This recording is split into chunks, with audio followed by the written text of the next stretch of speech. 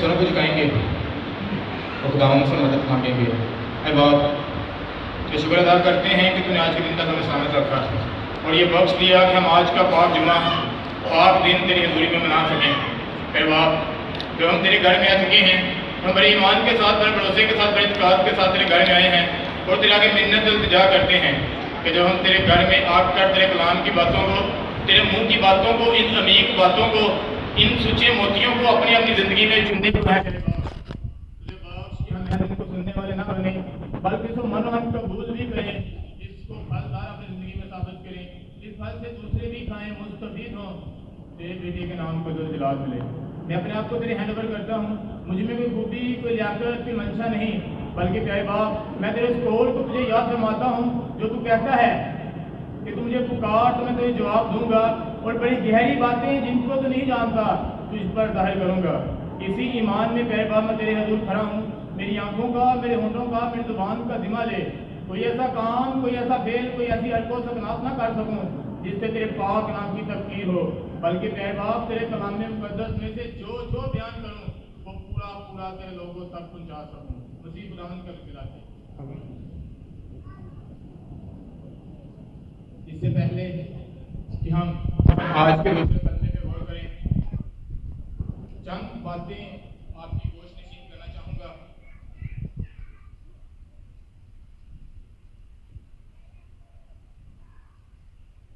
کلمہ، میرے خیال سے یہاں پہ ہمیں بہت دیر ہو گیا ہے، 27 سال میری ایج ہو گیا ہے کلمہ سنتے سنتے۔ تو کلمہ وہ ہوتا ہے جس کا کوئی مقصد ہوتا ہے، جس کا کوئی مطلب ہوتا ہے۔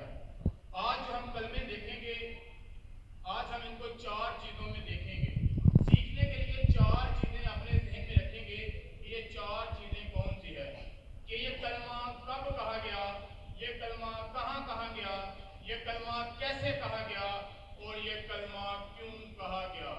کب، کہاں، کیسے اور کیوں، یہ 4 چیزیں مائنڈ میں رکھ کر، یہ 4 چیزیں اپنے ذہن میں رکھ کر ہم آج کے کلمات کو جو خداوند یسوع مسیح نے ہمارے لیے اس وقت کے لیے، ان لوگوں کے لیے ادا کیے، ہم ان 4 باتوں کو اپنے ذہن میں لازمی رکھیں گے کہ کب، کہاں اور کیسے یہ کلمہ ادا کیا گیا۔ سب سے پہلی بات، یہ کلمہ کب ادا کیا گیا؟ اینی ون بھی بتا سکتا ہے یہ کلمہ کب ادا کیا گیا؟ اس کلمے کا ٹائم کیا تھا؟ مجھے پتا ہے کلام سب کو آتا ہے، میرے یہاں سے یا پاکستان کے یہاں پہ پیش کرنے کی ضرورت نہیں ہے۔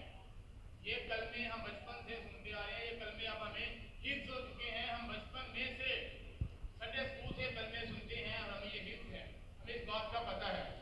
یہ کلمہ روشنی میں بولا گیا، پہلا کلمہ جو خداوند کے منہ سے نکلا وہ بھی روشنی میں بولا گیا۔ پہلا کلمہ خداوند نے ان لوگوں کے لیے بولا جو اسے مصلوب کر رہے تھے، دوسرا کلمہ اس کے لیے بولا جو اس کے لیے مصلوب، جو اس کے ساتھ مصلوب ہو رہا تھا۔ میں تجھ سے سچ کہتا ہوں کہ تو آج ہی میرے ساتھ فردوس میں ہوگا۔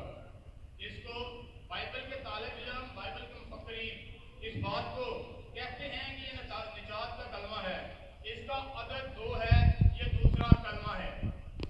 علم اعداد، جو لوگ علم اعداد سمجھتے ہیں، جو لوگ علم اعداد سے واقف ہیں، اس کے لیے جو عدد ہے وہ 2 کا عدد ہے، کیونکہ یہ دوسرا کلمہ ہے۔ اور 2 کا مطلب بائبل مقدس میں جب ہم دیکھتے ہیں تو اس کا مطلب ہے دوستی، ساتھی، گواہی، سہارا، رفاقت، مضبوطی اور وغیرہ وغیرہ۔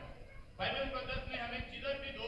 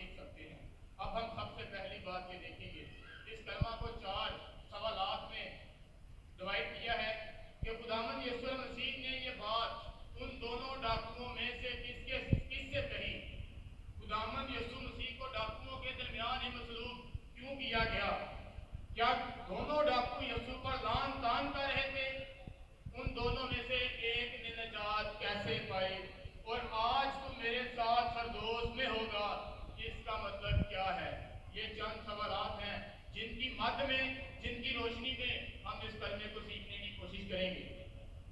جیسے کہ میں پہلے بیان کر چکا ہوں کہ یہ کلمہ نجات کا کلمہ ہے. یہ خداوند یسوع مسیح کے منہ سے نکلنے والا، اس کے منہ سے صادر ہونے والا، اس کے لب مبارک سے نکلنے والا دوسرا کلمہ ہے. سب سے پہلے ہم اس بات پہ غور کرتے ہیں، ہم اس بات کو سیکھتے ہیں کہ خداوند یسوع مسیح نے ان دونوں ڈاکوؤں کے درمیان، ان دونوں ڈاکوؤں جو اس کے ساتھ تھے، اس سے یہ بات کہی. ان میں سے خداوند یسوع مسیح نے ایک سے یہ بات کہی اور خداوند یسوع مسیح کو ڈاکوؤں کے درمیان ہی کیوں مصلوب کیا گیا.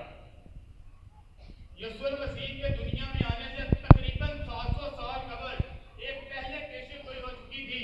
جیسے کہ پہلے خدا کے خادم ہمارے رہنما پاسٹر صاحب نے یہ بات بتا چکی ہے کہ کلام مقدس میں جتنے بھی یہ 7 کلمات تھے، جو کچھ ہو رہا تھا وہ نبیوں کی پیشن گوئیاں تھی. اسی طرح جو نبیوں کی پیشن گوئیاں تھی، انہی پیشن گوئیوں میں سے ایک پیشن گوئی یہ بھی تھی کہ وہ بدکاروں کے درمیان مصلوب ہو. یہ پیشن گوئی ہمیں یسایہ 53 باب اس کی 12ویں آیت میں ملتی ہے. یہاں پہ لکھا ہے کہ وہ خطا کاروں کے درمیان شمار کیا گیا. کیا اتنا کافی نہ تھا کہ یسوع دنیا میں آیا؟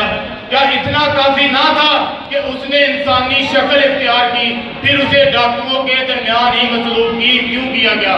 کیا اتنا کافی نہ تھا کہ اس نے میرے گناہ کے لیے، میرے باوجداد کے گناہ کے لیے صلیبی موت، بلکہ اس وقت کی لعنتی موت کو گوارا کیا، پھر اسے صلیب پر 2 ڈاکوؤں کے درمیان ہی کیوں مصلوب کیا گیا؟ پہلی وجہ یہ کہ یسایہ کی وہ پیشن گوئی تھی جو پوری ہونی تھی. یسایہ 53 باب اس کی 3 آیت میں لکھی ہے کہ وہ آدمیوں میں اکیل و مردود، مرتے غمناک رنج کا آشنا تھا. لوگ اس سے گویا رو پوچھتے تو بھی اس کی تحقیر کی گئی اور ہم نے اس کی کچھ قدر نہ جانے. یہ اس پیشن گوئی کی تکمیل تھی، اس لیے اسے 2 ڈاکوؤں کے درمیان مصلوب کیا گیا. کیونکہ لوگوں نے اسے ایک قیدی سے بڑھ کر اہمیت نہ دی. لوگوں نے اسے ایک عام قیدی سمجھا. لوگوں نے یہ سمجھا کہ یہ بات ایک عام قیدی ہے، اس لیے لوگوں نے اس کی قدر نہ کی. دوسری وجہ جو سب سے اہم وجہ ہے، جو ہمارے لیے بھی بہت اہم ہے، وہ تھی کہ ڈاکو کی نجات تھی. ڈاکو کی نجات یہ ظاہر کرتی ہے کہ صلیب پر بھی یسوع کے پاس وہی اختیار تھا، صلیب پر بھی یسوع کے پاس وہی طاقت تھی جو وہ پہلے اپنی 3.5 سال کی زندگی میں اس نے ادا کی تھی. اس کے پاس پوری طاقت اور پورا اختیار اس وقت بھی تھا. بے شک وہ جسمانی طور پہ کمزور تھا، بے شک اس کے ہاتھوں اور پاؤں میں کیل تھے، بے شک اس کے سر پر کانٹوں کا تاج تھا، بے شک وہ ایک دم 40 کوڑے کھا چکا تھا. وہ پیاسا بھی تھا، اسے پیاس بھی لگی، اسے ٹھنڈوں میں بھی اٹھایا گیا، پر پھر بھی اس کے پاس یہ طاقت تھی، اس کے پاس یہ اختیار تھا کہ وہ ایک ڈاکو کو، وہ اس شخص کو، وہ اس جان کو جس نے سچی توبہ کی، ہم آگے جا کے بیان کروں گا کہ اس نے اسے بولا کہ تو آج ہی میرے ساتھ. اسے یسوع کو جب عدالتوں میں پیش کیا گیا، وہ اس پر کوئی الزام نہ لگا سکی، پر اسے چھوڑ دینے کا قصد کرتا ہے، اسے چھوڑ دینے کا ارادہ کرتا ہے، پر وہ لوگوں کے ڈر سے اسے چھوڑتا نہیں. اس لیے اسے یہ حق تھا، اس کے پاس یہ اختیار تھا، قدرت تھی کہ وہ اسے معاف کرتا. اس نے اسے نجات دی اور کہا کہ تو آج ہی میرے ساتھ فردوس میں ہوگا. یسوع ہمیں بھی نجات دینا چاہتا ہے. یسوع ہمیں بھی یہ چاہتا ہے کہ ہم اس کے ساتھ فردوس میں جائیں. لفظ فردوس جو بار بار استعمال کر رہا ہوں، اس کے لیے جو انگلش میں لفظ یوز ہوا ہے 3 بار نئے عہدنامہ میں آیا ہے. اس کے لیے جو لفظ یوز ہوا وہ پیراڈائز ہے. اس کا مطلب ہے چاروں طرف سے گھیرا ہوا علاقہ. باغ کے لیے بھی استعمال ہوا ہے، جو کہ 2 باب اس کی 5 آیت میں ہے. جو باغ کے لیے لفظ استعمال ہوا ہے اس کو بھی فردوس کہتے ہیں. اور فردوس سے مطلب یہ بھی ہے کہ جہاں پر خدا کی قدرت ہو، جہاں پر خدا کا تخت ہو، جہاں پہ خدا خود موجود ہو، وہ جگہ فردوس کہلاتی ہے. اب دوسری بات پہ غور کرتے ہیں کہ کیا دونوں ڈاکو ہی یسوع پر لعن طعن کر رہے تھے؟ جب ہم متی کی انجیل اس کے 21 باب اس کی 44 آیت کو دیکھتے ہیں تو وہاں پہ ہمیں اس بات کا لکھا ہوا ملتا ہے کہ وہ ڈاکو بھی جو اس کے ساتھ مصلوب کیے گئے تھے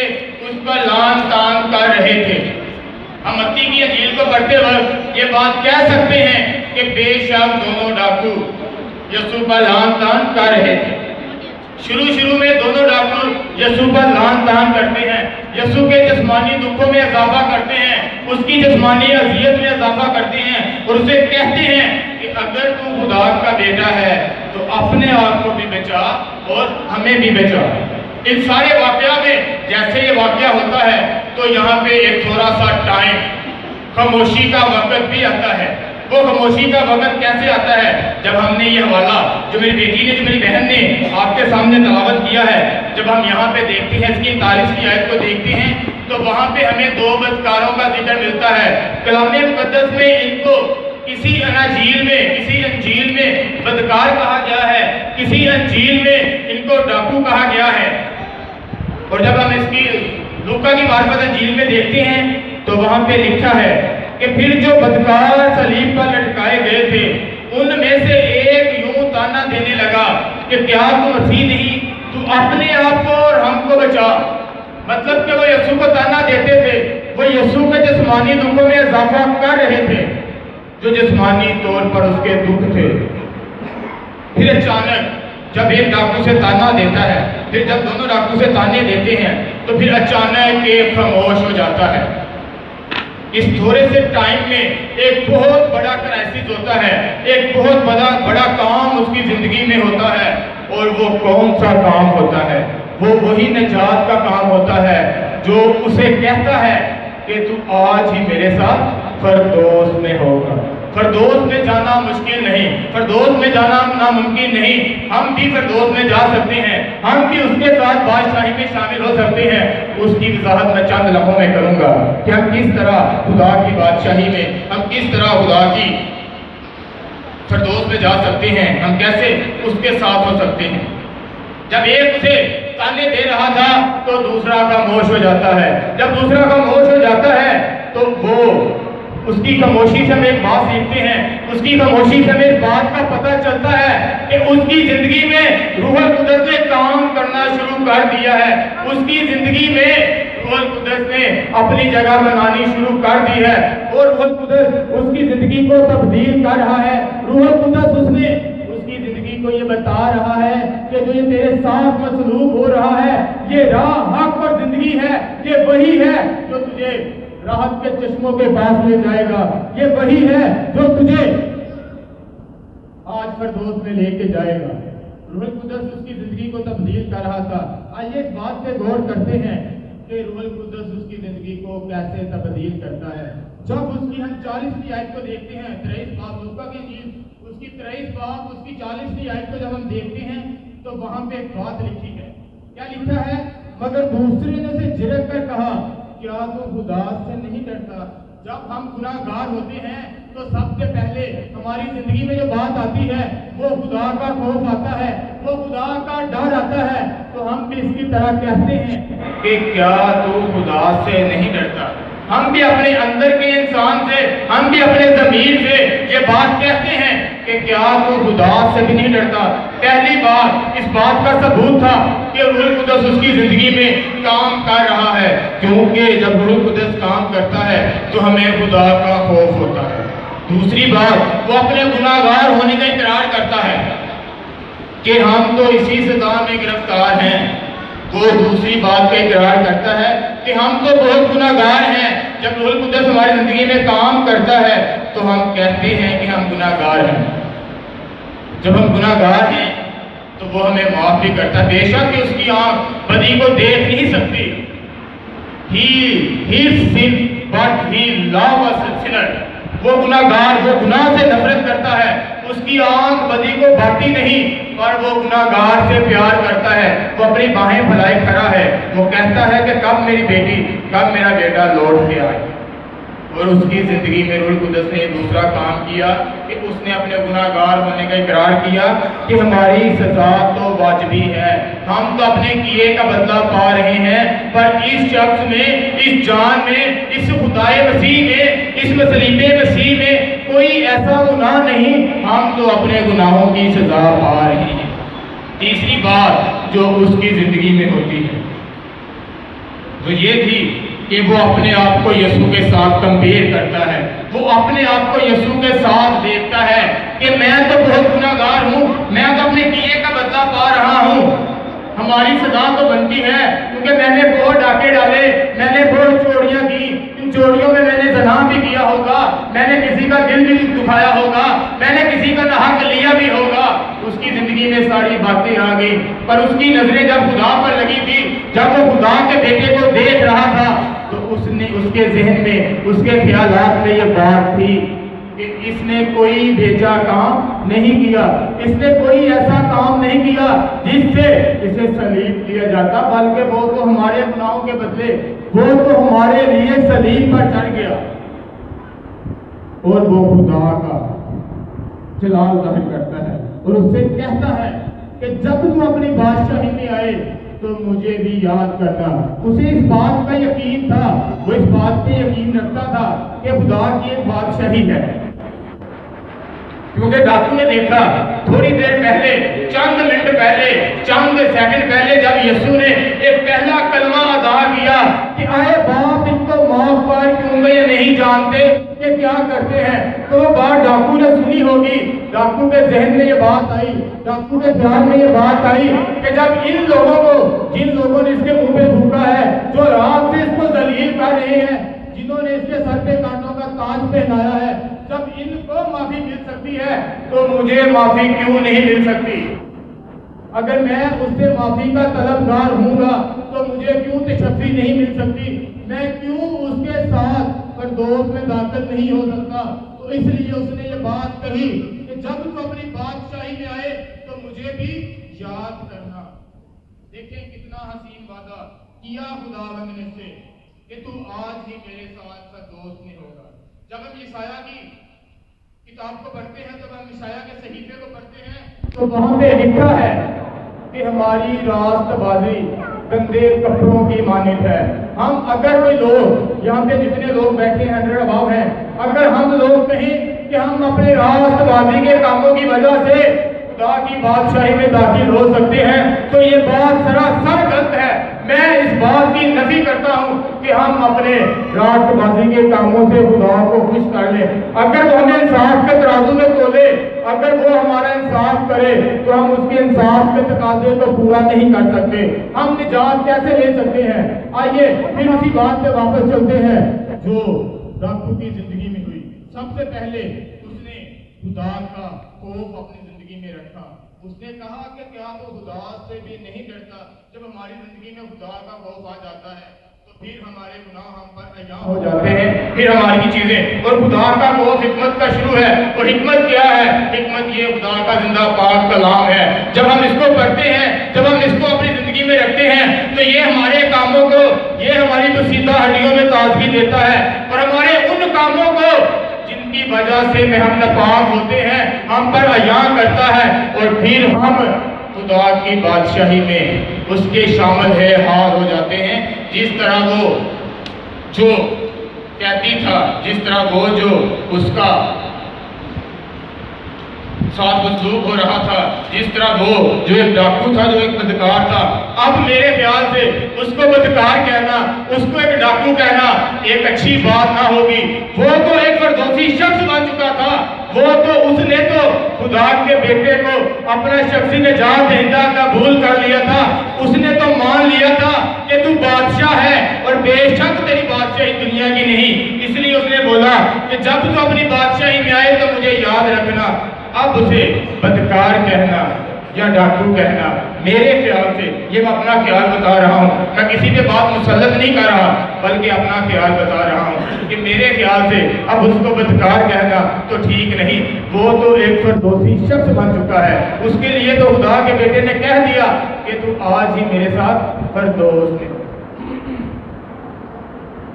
اب جب یسوع نے یہ بات اسے کہہ دی تو اس سے ہم ایک بہت ہی امپورٹنٹ بات سیکھتے ہیں، ایک بہت ہی چیز ہے کہ جب ہم مر جاتے ہیں، جب ہم اس پہ نظریں جمائے مر جاتے ہیں، جب کسی کا جنازہ ہوتا ہے تو پاسٹر صاحب، پادری صاحب، خدا کے خادم ایک بات کہتے ہیں کہ اگر جو مسیح میں مر گئے ہم اب تک زندہ ہیں، اگر ہم اپنے ایمان کی حالت میں مریں گے جس طرح اس کا ایمان تھا کہ یہ خدا کا بیٹا ہے، ہم گناہگار ہیں، اپنے آپ کو کمپیئر کریں. آج اس بات کا امر ہے, آج اس بات کی ضرورت ہے کہ ہم اپنے آپ کو کمپیئر کریں کہ ہم آج کس چوراہے پہ کھڑے ہیں اور کیا ہم اس شخص کی طرح, کیونکہ یہاں پہ دو کردار تھے. ایک وہ جو یسوع پہ لعن تان کر رہا تھا جسے احساس جرات یا احساس گناہ نہ تھا. ایک وہ تھا جس نے عاجزی, انکساری, فروتنی, حلیمی کو اپنا کر اس سے کہہ دیا, اسے اپنے شخصی نجات دہندہ قبول کر کے اس سے کہہ دیا کہ جب تو اپنی بادشاہی میں آئے تو مجھے یاد کرنا. آج اس چرچ میں بیٹھے ہوئے جیسے پاسٹر صاحب نے ایک سبق چھوڑا ہے, ایک سوال چھوڑا ہے, ایک چیلنج چھوڑا ہے, وہی چیلنج جو رات کو بھی بھائی صاحب نے چھوڑا تھا, میں بھی دعائیں دیتا ہوں کہ اپنی اپنی زندگی پہ غور کرنے کا مقام ہے.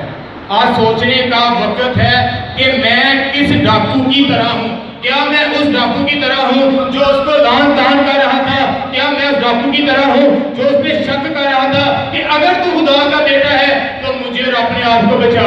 آج سوچنے کا مقام ہے, اپنی اپنی زندگی پہ غور کرنے کا مقام ہے. یا میں وہ ڈاکو کی طرح ہوں, یا میں اس فردوسی شخص کی مانند ہوں جس نے کہا کہ ہم تو اپنے کیے کا بدلہ پا رہے ہیں. خدا کا کلام ہم سے آج اس بات کی عکاسی کرتا ہے, آج ہمیں یہ سکھانا چاہتا ہے, آج ہم سے یہ بات کرتا ہے, کیونکہ کلام کا مقصد ہے. کب پیش کیا گیا؟ دوپہر کے وقت پیش کیا گیا, صبح کے وقت یہ پیش کیا گیا, تقریباً 9 سے 12 کے درمیان روشنی میں پیش کیا گیا. کہاں پیش کیا گیا؟ گتسمنی کے سے نکل کر جب یسوع گلگتہ کی پہاڑی پر قربان ہوا, پھنسا, جب بڑا قربان ہوا تو وہاں پر پیش کیا گیا. کس کے لیے پیش کیا گیا؟ ہمارے لیے پیش کیا گیا کہ ہم آج اپنے آپ کو دیکھیں. اور کیوں پیش کیا گیا؟ تاکہ ہم اپنی زندگی پر غور کر کے اس کلام کو, اس چیز کو جس طرح اس ڈاکو نے اپنی زندگی میں لے لی, ہم بھی اس چیز کو اپنی زندگی میں لے لیں, تاکہ وہ ہم سے بھی کہہ سکے کہ میں تجھ سے سچ کہتا ہوں کہ تو آج ہی میرے ساتھ فردوس میں ہوگا. کلام خدا کے وسیلہ سے محض ہم اس کو سنے نہیں. میں لاسٹ پہ ریکویسٹ کروں گا اپنی ماؤں سے, بہنوں سے, بیٹیوں سے, بھائیوں سے, بزرگوں سے کہ ہم محض آج کے کلمات سال میں ٹوٹل 1 دفعہ آتے ہیں اور ان میں 3 گھنٹوں میں ہمارے لیے بہت امپورٹنٹ 3 گھنٹے ہیں. ابھی میرے خیال سے 2 گھنٹے ٹائم باقی رہ گیا ہے, تو ہمارے لیے بہت امپورٹنٹ ہے. کوشش کریں کہ یہ سچے موتی ہیں, یہ جو ہمارے لیے ہیرے جواہرات ہیں, ہم ان کو اپنی زندگی میں لے لیں. اور ان کلمات کی وجہ سے اگر ہم پوری مسیحیت پر ایمان نہیں رکھ سکتے, اگر ہم پوری مسیحیت کے کام نہیں کر سکتے, تو ہم صرف ان 7 صلیبی کلمات کو ہی آج اپنی زندگی میں رکھ کر خداوند کے حضور اس بات کا وعدہ کریں کہ آج ہماری آنکھیں تیرے بیٹے کی صلیب پہ لگی ہیں, تاکہ جس طرح اس نے معافی کا درس دے کر ہمیں نجات کا پیغام دے دیا ہے, آج میں جب اس چرچ سے جاؤں, جب میں آج اس عبادت کو چھوڑوں, تو میں بھی باہر جا کے دوسروں کو بتا سکوں کہ آج نجات آپ کے گھر میں آئی ہے. خداوند ہم سب کو اس کلام کے وسیلہ سے بڑی